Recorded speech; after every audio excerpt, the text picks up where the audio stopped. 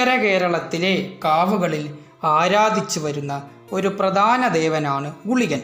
ശ്രീ മഹാദേവന്റെ ഇടത്തെ തൃക്കാലിലെ പെരുവിരൽ പൊട്ടിപ്പിളർന്നുണ്ടായ അനർത്ഥകാരിയും ക്ഷിപ്രപ്രസാദിയുമായ ദേവനാണ് ഗുളികൻ. ഉത്തര കേരളത്തിലെ മലയ സമുദായം കുലദേവതയായി കണ്ട് ഗുളികനെ ആരാധിക്കുന്നു. യമന്റെ സങ്കല്പത്തിലുള്ള ദേവനാണ് ഗുളികൻ. പുറങ്കാലൻ, കരിങ്കാലൻ എന്നീ പേരുകളും ഗുളികനുണ്ട്.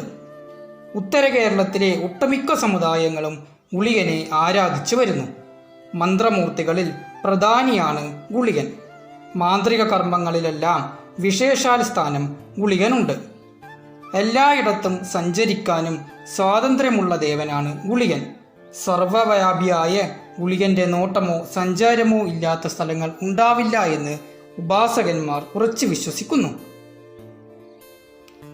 പൊതുവെ 101 ഗുളികന്മാരുണ്ടെന്ന് വിശ്വസിക്കപ്പെടുന്നു. അതിൽ ചിലതാണ് തെക്കൻ ഗുളികൻ, വടക്കൻ ഗുളികൻ, കരിങ്കുളികൻ, മാരണഗുളികൻ, രക്തഗുളികൻ, ചുവന്ന ഗുളികൻ, സ്ഥാനഗുളികൻ, ജപഗുളികൻ, കാരഗുളികൻ, കരിങ്കുളികൻ, വിഷ്ണുഗുളികൻ എന്നിവ. മാർക്കണ്ഡേയ പുരാണവുമായി ബന്ധപ്പെട്ടതാണ് ഗുളികന്റെ ഐതിഹ്യം. മൃഗണ്ടു എന്ന മുനി പുത്രലാഭത്തിനു വേണ്ടി ഏറെക്കാലം പരമശിവനെ തപസ് ചെയ്തു. ഒടുവിൽ പ്രത്യക്ഷനായ പരമശിവൻ അദ്ദേഹത്തിൻ്റെ ആഗ്രഹം കേട്ടപ്പോൾ അദ്ദേഹത്തോട് ചോദിച്ചു, 100 വയസ്സ് വരെ ജീവിക്കുന്ന മന്ദബുദ്ധിയായ മകനെ വേണോ, അതോ 16 വയസ്സ് വരെ മാത്രം ആയുസ്സുള്ള മഹാപണ്ഡിതനായ ഒരു മകനെ മതിയോ എന്ന്. ആയുസ് കുറവെങ്കിലും അറിവുള്ളൊരു മകനെ മതി എന്ന് മുനി ഉത്തരം പറയുന്നു. അതുപ്രകാരം തനിക്കു പിറന്ന മകന് മാർക്കണ്ഡേയൻ എന്ന് പേരെടുന്നു.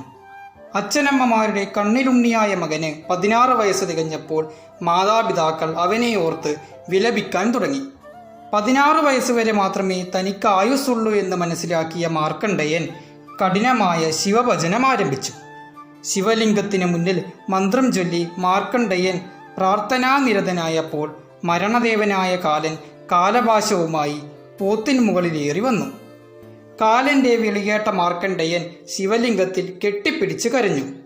കാലൻ കുരുക്കെറിഞ്ഞ് വലിച്ചപ്പോൾ ശിവലിംഗമടക്കം പിഴുതു വീണു. കോപാകുലനായ പരമേശ്വരൻ തൻ്റെ തൃക്കണ്ണിലെ തീയിൽ കാലനെ ഭസ്മമാക്കി.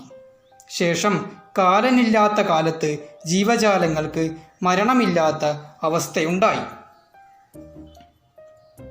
തൽഫലമായി ഭാരം താങ്ങാനാവാതെ ഭൂമിദേവി ദേവന്മാരോട് പരാതി പറയുകയും ദേവന്മാർ ഇക്കാര്യം മഹാദേവനെ ഉണർത്തുകയും ചെയ്യുന്നു. ഇതിന് പരിഹാരമെന്നോണം മഹാദേവൻ തൻ്റെ ഇടതേ തൃക്കാലിലെ പെരുവിരൽ ഭൂമിയിലമർത്തിയപ്പോൾ അത് പൊട്ടിപ്പിളർന്നുണ്ടായ അനർത്ഥകാരിയായ മൂർത്തിയാണ് ഗുളികൻ. വടക്കേ മലബാറിലെ ഭൂരിഭാഗം കാവുകളിലും ഗുളികൻ കെട്ടിയാടാറുണ്ട്. ഏതാണ്ട് കേരളത്തിലെ മുഴുവൻ കാവുകളിലും ഗുളികനെ ആരാധിച്ചു വരുന്നു. ഗുളികന്റെ കർമ്മങ്ങളിൽ പ്രധാനം കരിങ്കലശമാണ്.